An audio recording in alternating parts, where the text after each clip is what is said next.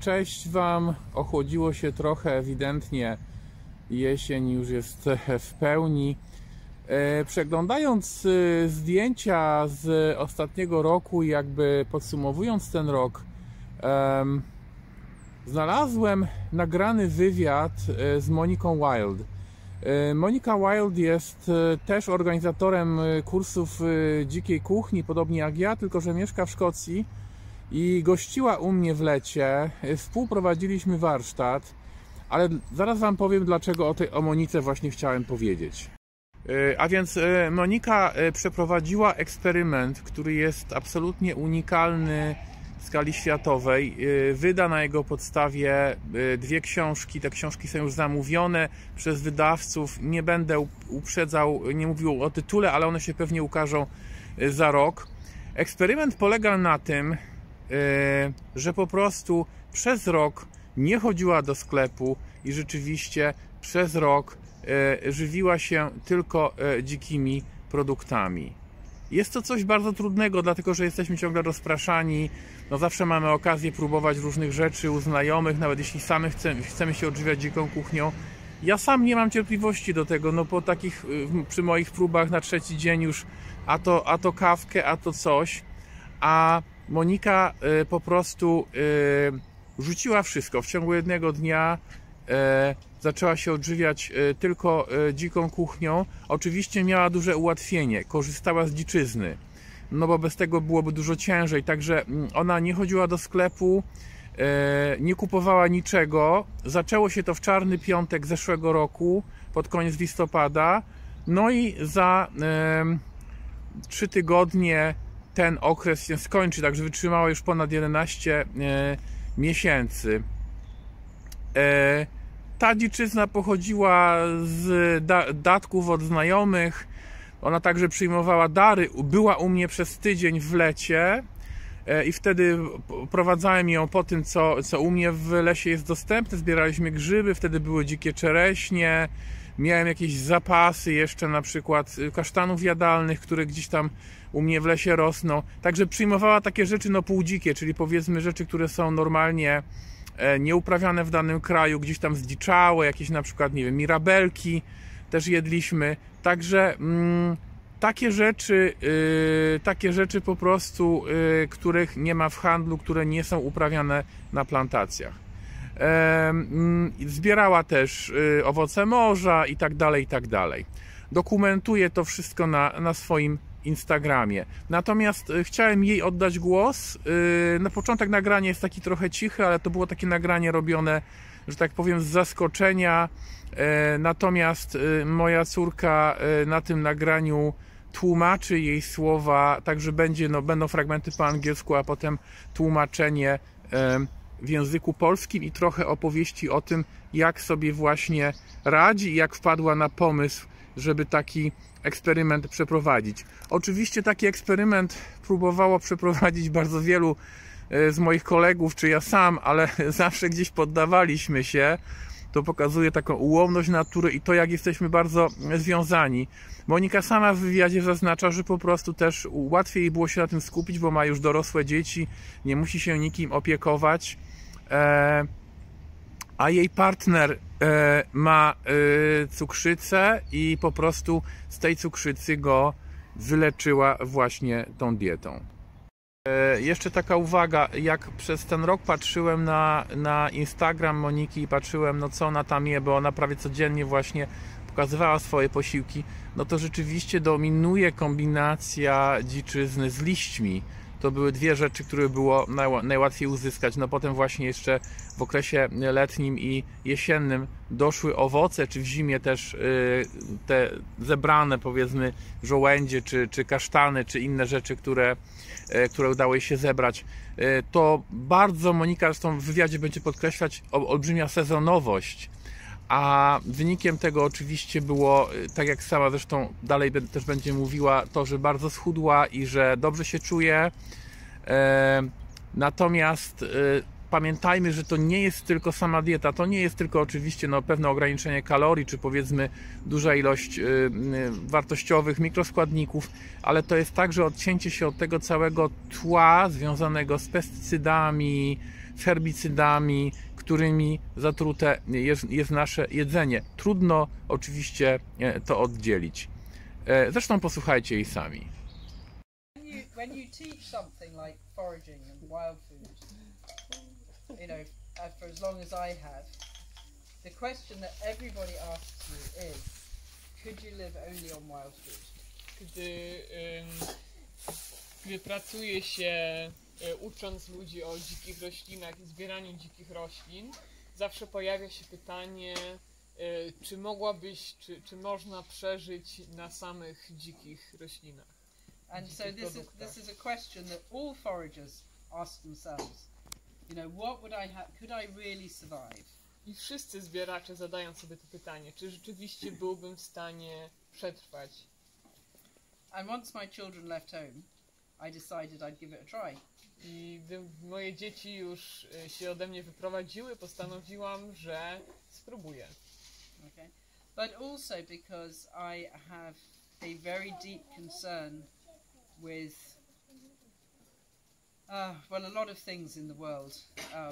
There's a lot of things that we have got a lot wrong with the world at the moment, with capitalism and commercialism, and you know, and even where our food comes from. And there's almost like an international obsession about food at the moment.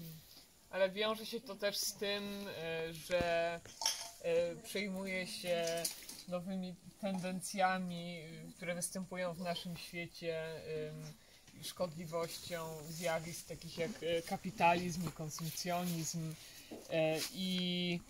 I teraz w sumie w świecie mamy obsesję na punkcie żywienia, ale i jedzenia, tak. And we've also seen the rise of so many different diets. There's the vegan diet fighting with the paleo diet, and the pegan diet, which is a paleo-vegan diet, where I don't know how that works.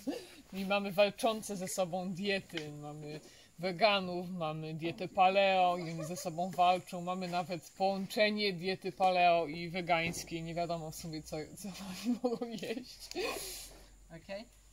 From a health perspective, a lot of people are giving up gluten, they're giving up dairy, they're giving up sugar, they're worried about what's going into their food. I ludzie na przykład przestają jeść gluten, przestają jeść produkty mleczne i zaczynają się cukier także i zaczynają się przejmować tym, co wchodzi w skład ich jedzenia, z czego ono jest robione. And so I was also interested in how would, you know, what should we really have been eating? What is really possible? And what would that do to my health? What would that do to my microbiome? Więc byłam ciekawa, co rzeczywiście powinniśmy jeść, co powinnam jeść, jaki to będzie mieć wpływ na mój stan zdrowia i na mój mikrobiom. So I, you know, made some rules for myself. Więc stworzyłam sobie pewne zasady. Okay. So I would only eat wild or feral species. Jem tylko dzikie albo zdziczałe gatunki. And by feral I mean the plant does not necessarily have to be native. You know, somebody maybe have planted it, but they're not actively farming it. You know, like feral apples or feral gooseberries. Przez gatunek zdziczały rozumiem, że może być to gatunek obcy, sprowadzony tu na jakiś teren, ale nie może być on hodowany. But importantly, I decided that I wouldn't buy any food. Co ważne, zdecydowałam, że nie będę kupować jedzenia. So I can't go and buy a deer. Nie mogę iść sobie kupić sarny. Buy some wild mushrooms. Albo kupić grzybów. So if I can't get them myself, I have to talk somebody into either giving it to me or trading it. Więc jeśli nie mogę ich sama pozyskać, muszę kogoś przekonać, żeby mi dał te produkty albo zamienił się ze mną czymś, czyli musi być jakiś barter. And that's been very interesting because, of course, you know, the art of food gathering has always been a community or a communal affair. I to było bardzo ciekawe, bo jedzenie i zbieranie pożywienia zawsze było czymś społecznym. Okay. And so at the time that I started, I tested my microbiome, so I knew what I was to start with. Więc na początku przetestowałam swój mikrobiom, żeby zrozumieć, jak zaczynam, co tam jest na początku. And I weighed myself, which was something I hadn't done for about 2 years because I was frightened of the scales. Po raz pierwszy od 2 lat się zważyłam. Boję się wagi. I have actually lost 24 kilos since I started. I od kiedy zaczęłam, straciłam 24 kilo. In 8 months. 8 miesięcy. Wow. Okay. Without trying. Bez starania się. Or doing any more exercise. Ani ruszania się więcej. It just melted away. Po prostu zniknęło. My partner is also doing this with me. Mój partner też robi to ze mną. He's very skinny, so he didn't need to lose any weight. Jest bardzo szczupły, więc też nie musiał tracić niczego, nie miał czego zrzucić. He lost 10 kilos, but we decided to try and fatten him up. So he's now gained 3 more kilos, so he's only lost 7 kilos. Stracił 10 kilo, ale postanowiliśmy go trochę podtuczyć, więc dodaliśmy mu 3 kilo, więc w sumie stracił tylko 7. But what was interesting is that he's a diabetic. Ale co ciekawe, ma cukrzycę, type 2 typ diabetes. drugi. And over the previous 3 years, you know, with working with herbs and what we thought was a good diet, we'd managed to get it down by half.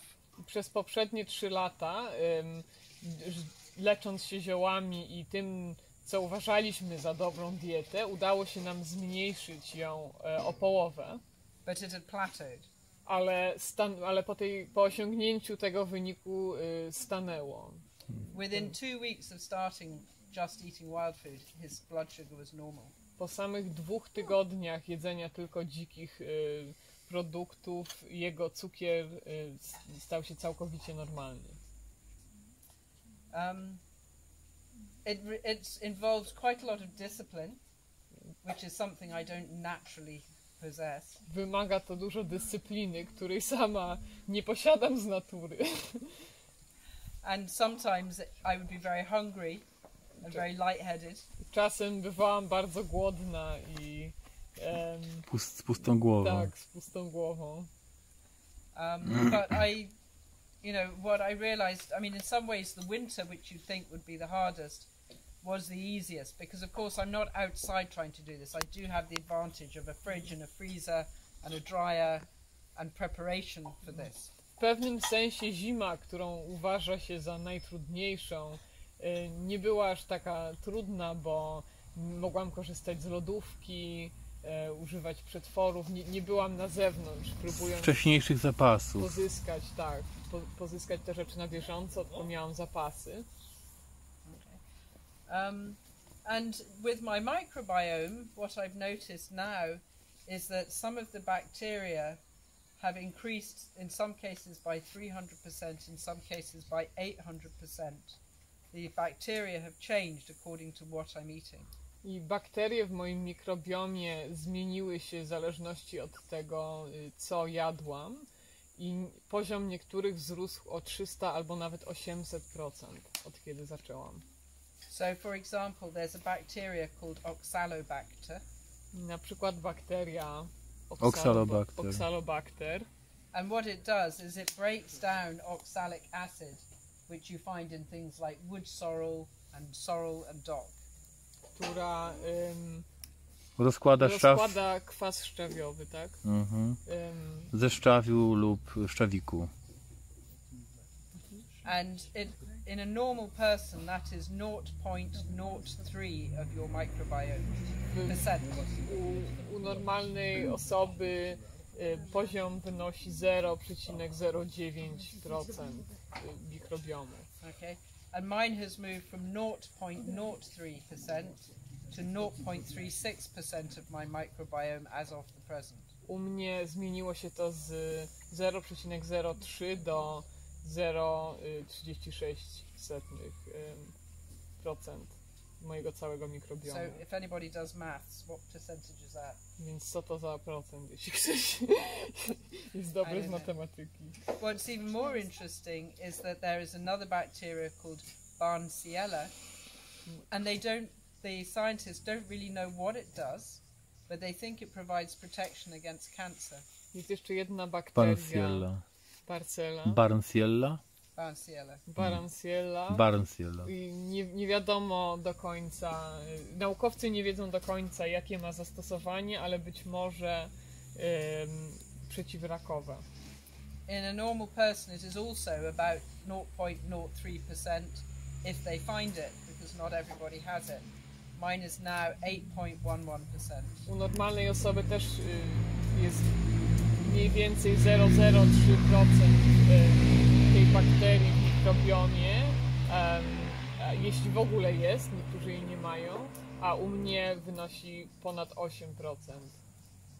Okay, so it's interesting to see, that the bacteria are adapting, because of course, there's a lot of bacteria in the plants themselves, and around the roots of plants is something called a rhizobiome.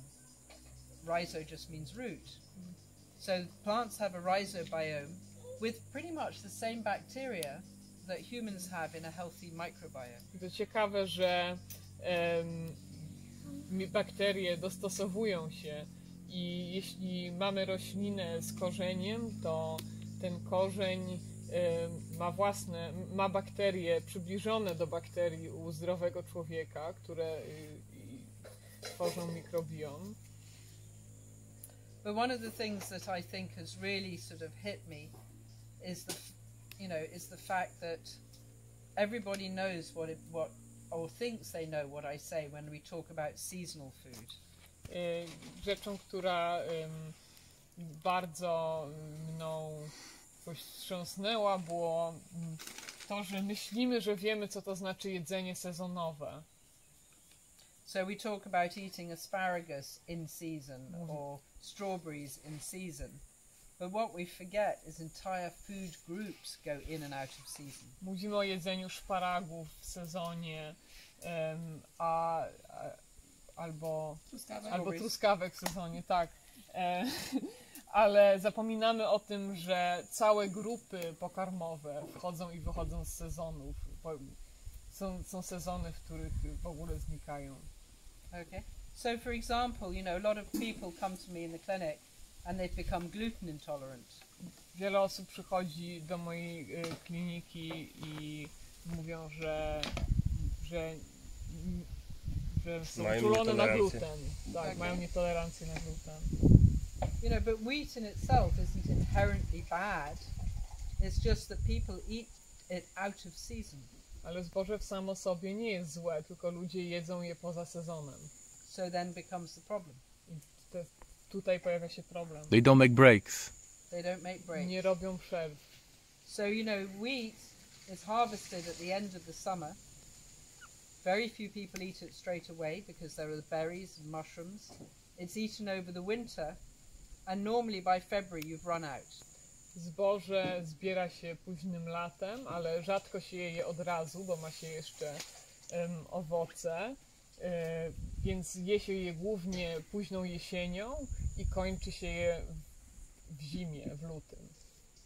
So you then have like 6 or 7 months with no gluten. Więc przez 6 albo 7 miesięcy nie je się glutenu wtedy. Right now is the season for sugar. Teraz jest sezon na cukier. The first fruits are here. Przyszły pierwsze owoce. And the summer will end with the honey. I lato zakończy się miodem. But there's no sugar around in December or January or February or March. Ale nie ma żadnego cukru w grudniu, albo styczniu, albo lutym, ani w marcu. It's the same. It all seem very obvious. It doesn't take a degree in rocket science to think this way. I może się to wydawać oczywiste, nie trzeba się jakoś dużo zastanawiać, ani przestudiować, żeby dotrzeć do takich wniosków. You know, but there are people who come to me and they have Weetabix for breakfast, you know, wheat cereal or, you know, cereal for breakfast every day, and they have a sandwich for lunch every day, and they have some pasta in the evening, every evening. Ale przychodzą do mnie ludzie, którzy jedzą zboże na śniadanie, na obiad jedzą kanapkę, na kolację jedzą makaron.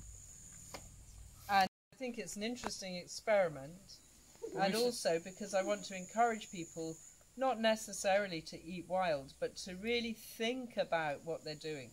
Bo myślę, że to ważny eksperyment i niekoniecznie chcę zachęcić ludzi, żeby jedli tylko to, co dzikie, ale żeby trochę pomyśleli o tym, co jedzą. So, luckily there was, as you know, the universe always plays with synchronicity. Na szczęście kosmos zawsze działa z synchronią. So once I started and this thought was in my mind, a woman approached me. She'd read something, an article I'd written, and she said to me, "Hi, I'm a book agent. Have you ever thought of writing a book?" Więc gdy już zaczęłam, skontaktowała się ze mną pewna kobieta, która przeczytała jakiś mój artykuł i napisała do mnie: "Cześć, jestem agentem literackim, książkowym, tak. Czy kiedyś myślałaś o tym, żeby napisać książkę?" So which was perfect timing, and of course the universe always has perfect timing. No i był to naprawdę właściwy moment, ale wszechświat zawsze działa we właściwym momencie. Zawsze przynosi właściwy Even moment. when we're given things we think we don't need. Nawet gdy dostajemy rzeczy, których myślimy, że nie potrzebujemy. So I have a contract with a publishing company, and so next year we'll be writing 2 books. One book will be the why, and the other book will be the how. Więc mam umowę z wydawnictwem na 2 książki. Pierwsza z nich będzie dotyczyć tego dlaczego, po co, a druga tego jak. So the how book is more the recipes and the tips and how you would make your own washing liquid out of horse chestnuts. Książka o jak to przepisy i przepisy, porady, a na przykład wskazówki dotyczące tego, jak zrobić pranie z kasztanów. Will you provide the list of all the things you ate? Yes. Yeah. And you know, that'll be nice. But there's lots of great books out there already. But the first book is really the why. You know, why am I doing this, and why should it interest anyone else? And for me, it's not just about the food and what you eat. It's about every aspect of life. Jest dużo książek o tym, na ten temat, bardzo dobrych, ale moim zdaniem najważniejsza jest książka o tym, dlaczego.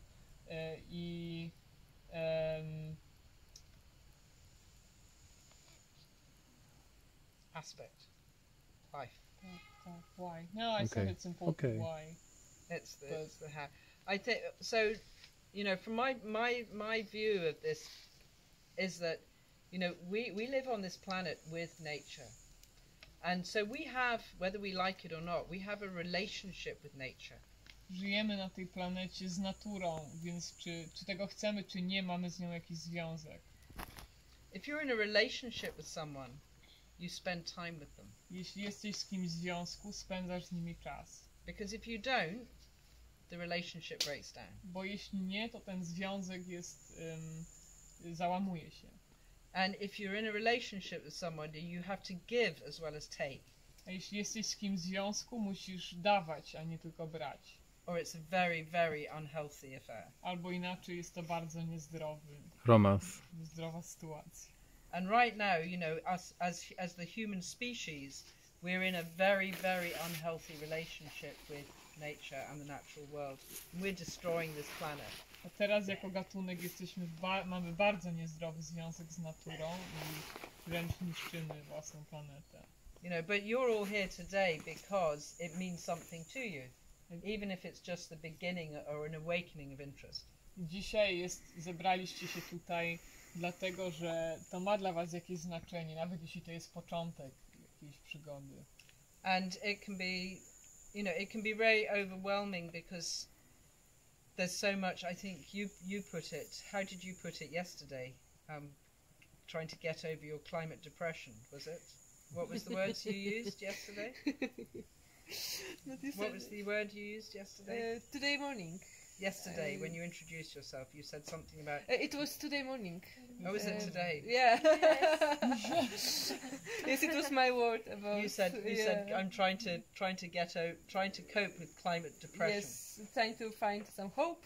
Yeah, for the future, trying yeah? to find some hope. Mm-hmm. And, but at the... and you look at the governments, you look at the news and everything, and it's very easy to feel powerless. Yeah, But it's easy. actually, each one of us can do things which change the nature of things. Patrzymy na nasze rządy, na ludzi u władzy i wydaje się nam, że nie mamy, że sami nie możemy nic zdziałać, ale tak naprawdę każdy z nas może coś zmienić.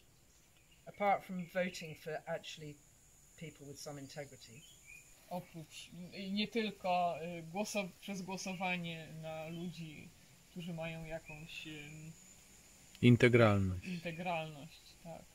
Because each of us every single day makes choices that, affect our relationship with nature. Każdy z nas codziennie dokonuje wyborów, które mają wpływ na związek z naturą.